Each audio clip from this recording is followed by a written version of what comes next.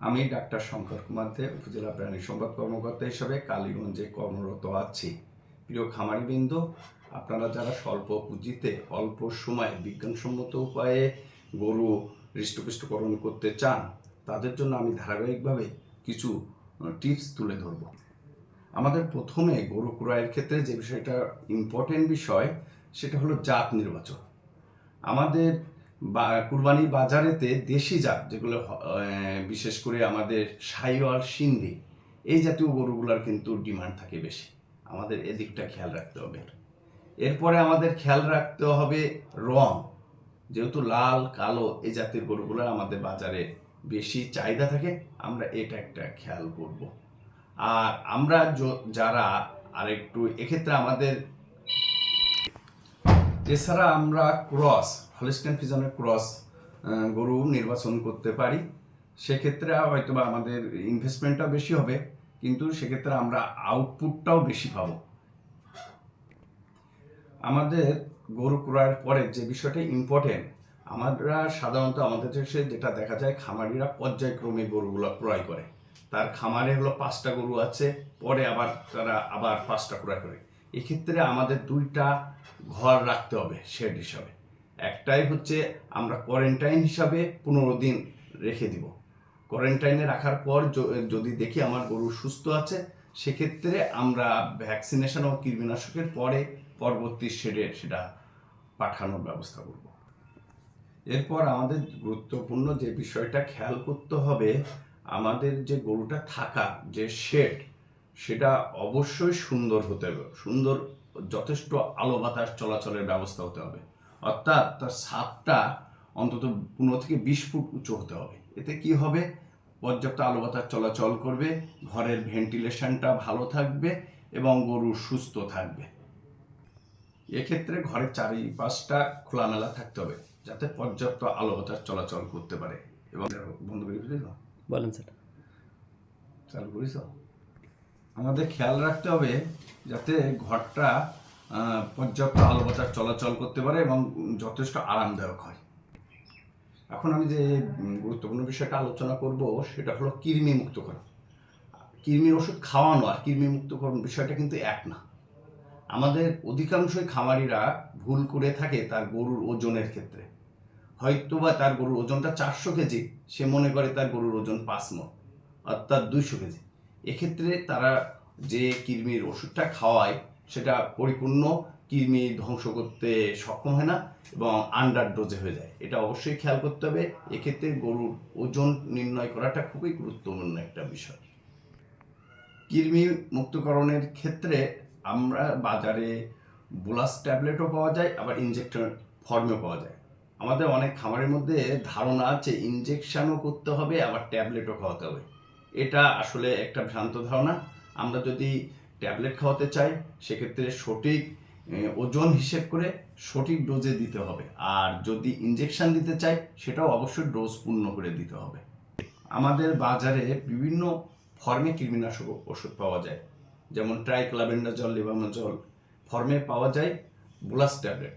আবার নাইট্রোঅক্সিনিল গ্রুপে পাওয়া যায় ইনজেক্টেবল ফর্মে। এছাড়া আইভারমেকটিন ও ক্লোরসোলন গ্রুপেরও ইনজেক্টেবল ফর্মে পাওয়া যায়। যে কোনো একটা আমরা ব্যবহার করতে পারি, কিন্তু সেক্ষেত্রে অবশ্যই সঠিক ডোজে ব্যবহার করতে হবে। অ্যান্থেলমেন্টিক বা কৃমিনাশক ওষুধ খাওয়ানোর পরে অবশ্যই লিভার টনিক খাওয়াতে হবে। এটা আমাদের অবশ্যই খেয়াল রাখতে হবে এবং সাথে কিছু ভিটামিন দিতে হবে। এরপরে আমাদের যে বিষয়টা গুরুত্বপূর্ণ, সেটা হলো ভ্যাকসিনেশন।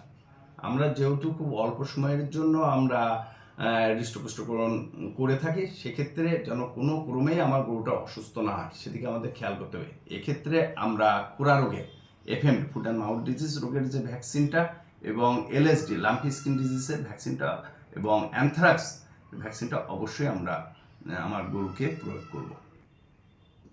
এরপর গুরুত্বপূর্ণ যে বিষয় হলো খাদ্য ব্যবস্থাপনা। খাদ্য ব্যবস্থাপনা আমাদের হৃষ্টপুষ্টকরণের ক্ষেত্রে খুবই গুরুত্বপূর্ণ একটা বিষয়।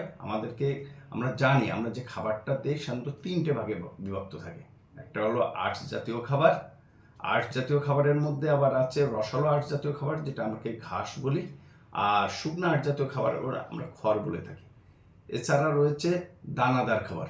দানাদার খাবারের ক্ষেত্রে আমরা সাধারণত ভুট্টা ভাঙা, ভুসি, সয়াবিন খোল, কিছু ক্যালসিয়াম, লাইমস্টোন পাউডার আমরা ব্যবহার করে থাকি এক্ষেত্রে, এবং আমরা কিছু ভিটামিন ও মিনারেল সাপ্লিমেন্ট হিসেবে ব্যবহার করি।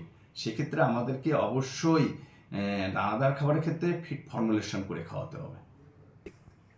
খাবারের ক্ষেত্রে আমরা কিছু ভিটামিন মিনারেল যে সাপ্লিমেন্টারি ব্যবহার করে থাকি, সেক্ষেত্রে আমরা এগুলোর উদ্দেশ্য হলো যে খাওয়ার রুচিটা বাড়ানো।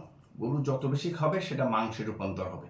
এই জন্য আমরা বাজারে কিছু ইনজেক্টেবল ফর্মে অ্যামাইনো অ্যাসিড, তারপরে বাজারে অ্যামাইনো অ্যাসিড সমৃদ্ধ কিছু ইনজেকশন এবং বিউটাফসফন, সায়ানোকোবালামিন এই ফর্মে কিছু ইনজেকশন ও পাউডার পাওয়া যায়। এগুলো ব্যবহার করলে গরুর খাবার রুচি বাড়বে, এবং খাবার রুচি বাড়লে খাবার যত বেশি খাবে সেটা মাংসে রূপান্তর হবে। খাদ্যের ক্ষেত্রে আমরা বাজারে মাংসের জন্য কিছু ফিড পাওয়া যায়, রেডিমেড ফিড ফর্মুলেশন, এগুলো খাওয়ানো যেতে পারে, কিন্তু কোনো ক্রমেই আমরা ব্রয়লার ফিড খাওয়াবো না। আমাদের কিন্তু বর্তমান খামারিদের মধ্যে একটা প্রবণতা আছে, তারা হচ্ছে খুব তাড়াতাড়ি যে ব্রয়লার ফিড দিয়ে হৃষ্টপুষ্টকরণের একটা প্রবণতা তাদের মধ্যে দেখা যায়। এতে কি হয়, হয়তোবা তার ব্রয়লার ফিডে এনার্জিটা বেশি থাকে, সেক্ষেত্রে খাওয়ালে খুব তাড়াতাড়ি মোটা হয়ে যায়, কিন্তু এটার কিন্তু পরবর্তীতে যদি কোনো ক্রমে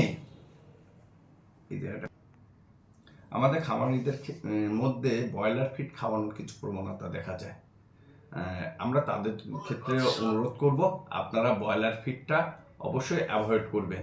কারণ কোনো কারণে যদি একবার এটা ফুড পয়জনিং হয়, সেক্ষেত্রে কিন্তু এই গরুটাকে বাঁচানো খুবই অসম্ভব হয়ে পড়ে। আর অপরদিকে আমাদের বাজারে কিছু গরুর মাংসের ফিড পাওয়া যায়, এগুলো আপনারা ব্যবহার করতে পারেন। আমাদের গরুর হৃষ্টপুষ্টকরণের ক্ষেত্রে আমরা খড়টাকে আরেকটু তার পুষ্টিমান বৃদ্ধির মাধ্যমে আমরা আমাদের এই গরুটাকে ফ্যাটেনিং করতে পারি। সেক্ষেত্রে ইউরিয়া মোলাসেস স্ট্র আমরা ব্যবহার করতে পারি। ইউরিয়া মোলাসেস স্ট্র ব্যবহারের নিয়ম হলো 10 কেজি যদি আমরা খড় নেই, তার অর্ধেক 5 থেকে 7 লিটার আমরা পানি নিব, আর এরপরে আমরা নিব 2.5 থেকে 3 কেজি নিব চিটাগুড়, আর 300 গ্রাম নিব ইউরিয়া। প্রথমে আমরা যেটা করব, খড়টা একটা পলিথিনের ওপরে পেতে দিব, এরপরে একটা বালতিতে আমরা ইউরিয়া মোলাসেস স্ট্র এবং ইউরিয়াটা ভালোভাবে গুলে তারপর খড়ের ওপরে এটা আমাদের ছিটাই দিতে হবে। ভালোভাবে এটা মিশানো হয়ে গেলে আমরা এটা রোদে শুকাবো, শুকায় এটা পলিথিনের মধ্যে আটকে রেখে দিব, এবং এটা আমরা 72 ঘন্টা পর্যন্ত ব্যবহার করতে পারবো। ইউরিয়া মোলাসেস স্ট্রর ক্ষেত্রে আমরা একটা প্রাপ্তবয়স্ক গরুকে কোনো ক্রমে 50 গ্রামের বেশি ইউরিয়া খাওয়াবো না। এক্ষেত্রে আমাদের যেটা করতে হবে, এটা আস্তে আস্তে অ্যাডাপ্টেশন করতে হবে, অর্থাৎ প্রথম দিন 5 গ্রাম, এক সপ্তাহ, তারপরে 10 গ্রাম, এইভাবে আমরা অ্যাডাপ্ট করে এই গরুটাকে এই ইউরিয়া মোলাসেস স্ট্র খাওয়াবো। আর এক্ষেত্রে এই যে প্রক্রিয়াজাত খড়টাকে আমরা কখনো ভিজাবো না, এটাকে অবশ্যই শুকনা খাওয়াবো। আর কোনো কারণে যদি ইউরিয়া থেকে কোনো রকম পয়জনিং হওয়ার সম্ভাবনা থাকে, অবশ্যই আমরা নিকটবর্তী উপজেলা প্রাণী সম্পদ দপ্তরে যোগাযোগ করব এবং ওখানে যে অভিজ্ঞ ডাক্তার তার পরামর্শ নিব। ইউরিয়া মোলাসেস স্ট্র খাওয়ানোর ক্ষেত্রে আমরা কিছু সতর্কতা অবলম্বন করব। ইউরিয়া মোলাসেস স্ট্রকে আমরা কোনো ক্রমে ভিজাবো না, এটা সবসময় শুকনাভাবে খাওয়াবো, এবং অন্য খড় খাওয়ানোর পাশাপাশি এই খড়টাকে শুকনো হিসাবে ব্যবহার করব। এছাড়া আমরা যেটা করব, কোনো ক্রমে গরুকে 50 গ্রামের বেশি ইউরিয়া একসাথে খাওয়ানো যাবে না। আর যদি কোনো কারণে ইউরিয়া পয়জনিং হয়, সেক্ষেত্রে আমরা কিভাবে বুঝবো, এটা বোঝার উপায়, তার মুখ দিয়ে লালা আসবে, মাংস পেশিগুলা নড়াচড়া করবে এবং গরুটা হঠাৎ করে খাওয়া ছেড়ে দেবে। এক্ষেত্রে আমরা অবশ্যই ডাক্তার পরামর্শ নেব। আর আমাদের বাড়িতে যদি ভিনেগার কিংবা তেঁতুল এই জাতীয় কিছু থাকে, তাহলে সেক্ষেত্রে প্রাথমিক চিকিৎসা হিসেবে এটা আমরা ব্যবহার করতে পারি। আমরা হলো গরু হৃষ্টপুষ্টকরণের ক্ষেত্রে আরেকটা সাবধানতা অবশ্যই আমাদের অবলম্বন করতে হবে। আমাদের দেশে যারা খামারি ভাই বোনেরা আছেন, তাদের একটা হচ্ছে ভাত এবং খুদ খাওয়ানোর প্রবণতা আছে, তো এটাকে আমরা অ্যাভয়েড করার চেষ্টা করব। কারণ কোনো কারণে যদি এটা একবার পেটে জমে সেক্ষেত্রে গিয়ে ফুড পয়জনিং, বিশেষ করে অ্যাসিডোসিস হওয়ার সম্ভাবনা থাকে এবং ব্লড, এবং সেক্ষেত্রে আমার এই প্রাণীটার কিন্তু প্রাণহানির সম্ভাবনা থাকবে। তাই এই জন্য আমরা ভাত এবং দুধ খাওয়ানোটাকে অ্যাভয়েড করব এবং তার পরিবর্তে ঘাস, দানাদার খাবার এবং ভিটামিন মিনারেল সাপ্লিমেন্ট দিয়ে আমরা ফ্যাটেনিং করার চেষ্টা করব। এখন সর্বশেষ আমি যে বিষয়টা আলোচনা করব যে আমার এই যে এতদিন ধরে আমার এই গরুটাকে আমি হৃষ্টপুষ্টকরণ করছি, এটা কিন্তু আমার আলটিমেট টার্গেট হলো আমাকে বাজারে বিক্রয় করতে হবে। সেক্ষেত্রে আমরা সন্দেহ বিক্রয়ে অনেকে হচ্ছে বাড়ি থেকে গরুটা বিক্রয় করে, আবার অনেকে আমরা বাজারে গিয়ে বিক্রি করতে পারি। তা আমার পরামর্শ অবশ্যই আপনারা যদি বাড়িতে বিক্রয় করতে পারেন তাহলে অবশ্যই এটা ভালো।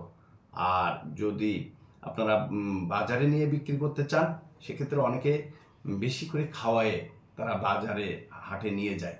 এক্ষেত্রে কোনো কারণে যদি এই গরুটা বিক্রি না হয় সেক্ষেত্রে যে বাজারে সে নিয়ে যাওয়া আসা রোদে থাকায় এই কারণে একটা স্ট্রেস কন্ডিশন তৈরি হয়, পরবর্তীতে এই গরুটার ফুড পয়জনিং দেখা যায়, যে কারণে এই খামারি এই গরুটা বিক্রি করতে না পারলে তখন সে ক্ষতির সম্মুখীন হয়। এটা অবশ্যই আপনার খেয়াল করবেন। আর একটা বিষয় হলো আপনার গরুর সঠিক ওজনটা আপনি জানার চেষ্টা করবেন। তাহলে আমরা যদি সঠিক ওজনটা জানতে পারি তাহলে আমাদের বিক্রয়টাও সহজ হবে। আর যখন কোনো ব্যক্তি আপনার বাড়িতে এসে গরু ক্রয় করতে চায় এটাকে অবশ্যই বাইরে বের করে তারপরে দেখাবেন। সেক্ষেত্রে কি হবে, গরুটা হলো প্রকৃত তার স্বাস্থ্য কেমন, ওজন কেমন এটা জানা যাবে। এক্ষেত্রে আমরা দামটা ঠিকভাবে পাবো। তো এই জন্য আপনারা অবশ্যই ওজনটা সঠিকভাবে করবেন। আমার এই ভিডিওটি ভালো লাগলে অবশ্যই লাইক, শেয়ার এবং কমেন্ট করবেন। এবং আমার ভিডিওটি ভালো লাগলে অবশ্যই শেয়ার, কমেন্ট এবং আমার ভিডিওটি ভালো লাগলে লাইক, কমেন্ট ও শেয়ার করবেন এবং নতুন নতুন ভিডিও পেতে হলে আমার ফেসবুক পেজটি ফলো এবং ইউটিউব চ্যানেলটি সাবস্ক্রাইব করবেন। আপনাদের জন্য সুস্বাস্থ্য কামনা করছি এবং আপনারা ভালো থাকবেন। ধন্যবাদ সকলকে।